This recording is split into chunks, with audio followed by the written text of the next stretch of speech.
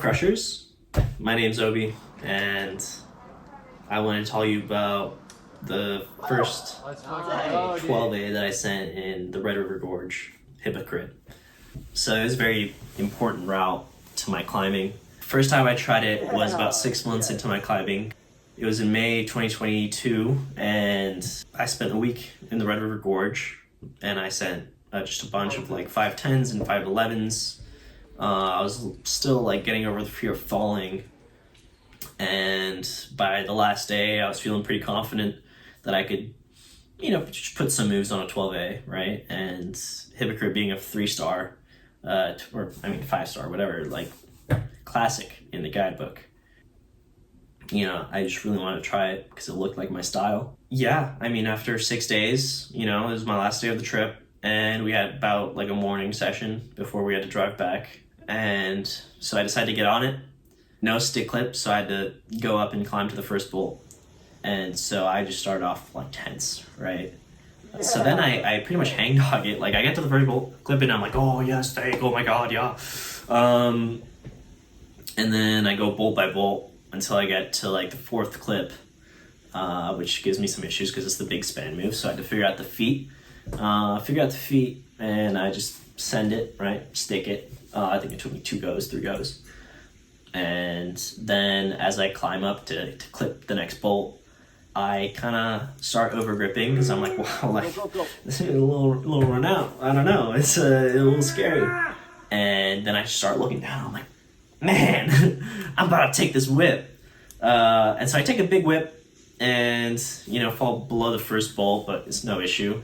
So then we left the Red River Gorge, and I was pretty psyched. I was like, still a bit shaken up, but I was like excited to have a project for next time. I'd come back stronger and better at climbing. And my second trip to the Red River Gorge, this was May of the next year, so May 2023. Having climbed an entire year since, I was pretty confident that I had the strength.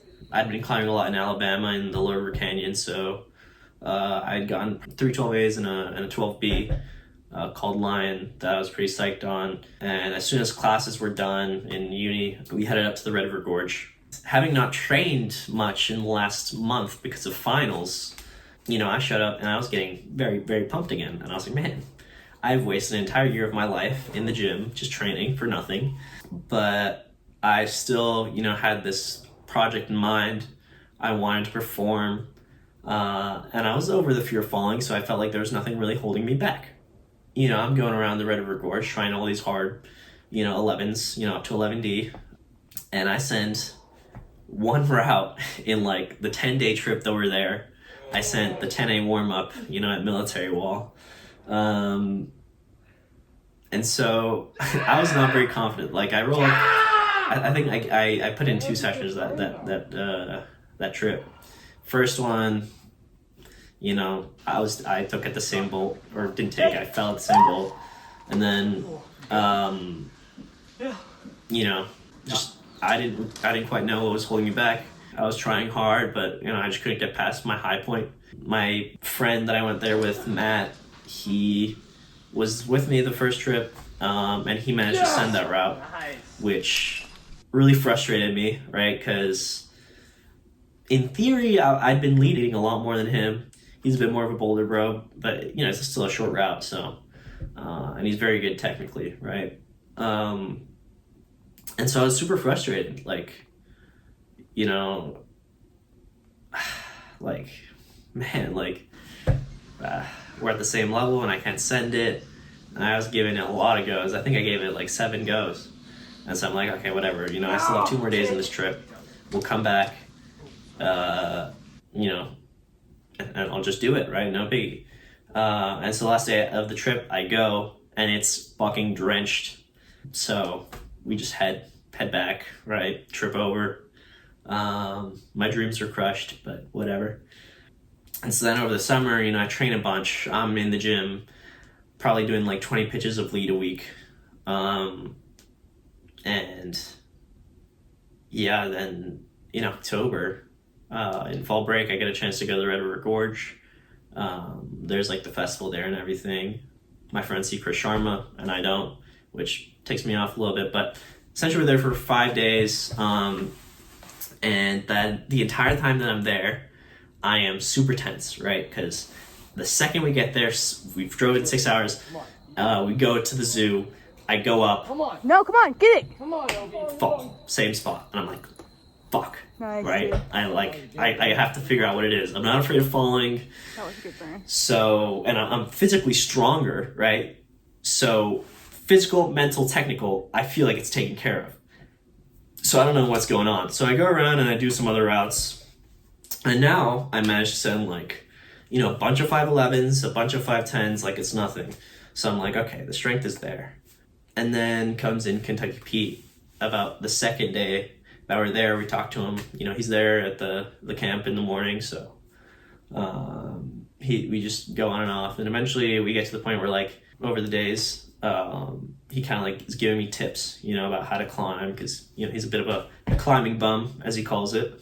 And he's telling me, you know, all these technical details, but he kind of sees that, you know, every single morning I'm just there sulking, you know, making my food, just super tense, like, you know, something's really bothering me. And so he tells me, when the fear comes, breathe and believe. Breathe and believe. and so I kind of took those words to heart because he was somewhat of like a guru by the end of that trip, that I was like, just every time I was climbing, I was just breathing, and I just imagined like I had him on my shoulder, like a Jedi, like Obi-Wan, right? Just kind of like egging me on, you know, telling me to breathe. And so the last day, after having soaked up the Kentucky Pete energy for almost a week, I just go up, you know, I get to the bottom of the crag. I was there, like walking up, I was like, man, I'm gonna murder this route. Like, I'm gonna just kill it, right? And then I get to the route, stick clip it, tie in, and I just settle my headspace, right? I take a breath, and all of a sudden, I just think about Kentucky Pete, what he said.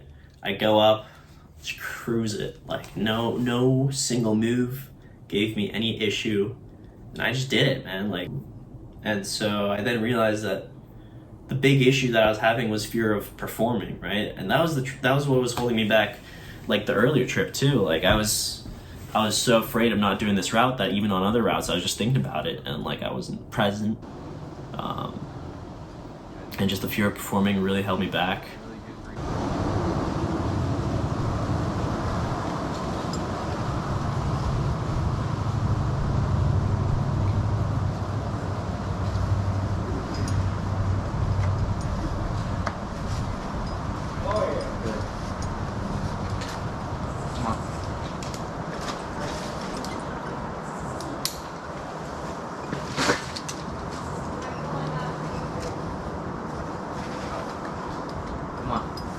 You got it, Obi.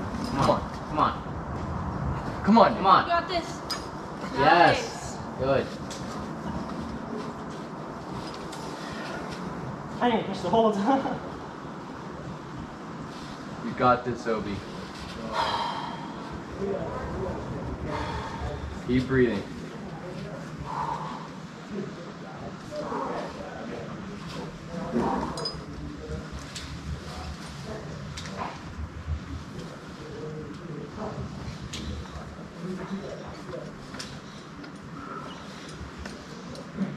Good.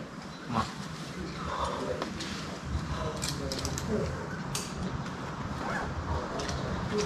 Yes, Obi. Come on, dude. Come on. You know the snag. Come on. Alright, good. Come on.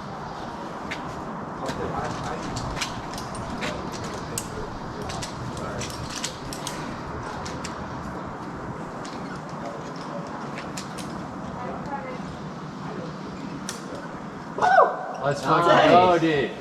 Nice. Good. And Kentucky Pete, you know, I went back to the camp, and you know, I told him, oh, Kentucky Pete, I sent, he asked me to see the video, and at the end of it, he sees me celebrating, right, just kind of screaming at the route.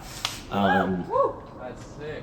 And he says, you made one mistake. And I was like, oh, what, you know, I sent, like, what mistake did I make? And he's like, you celebrated.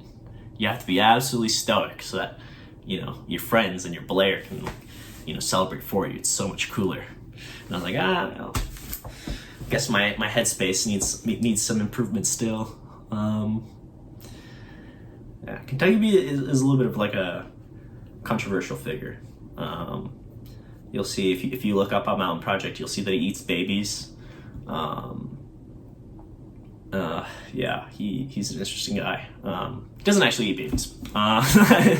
It's a conspiracy, but I don't know. Like I didn't see any babies near him, so yeah. Well,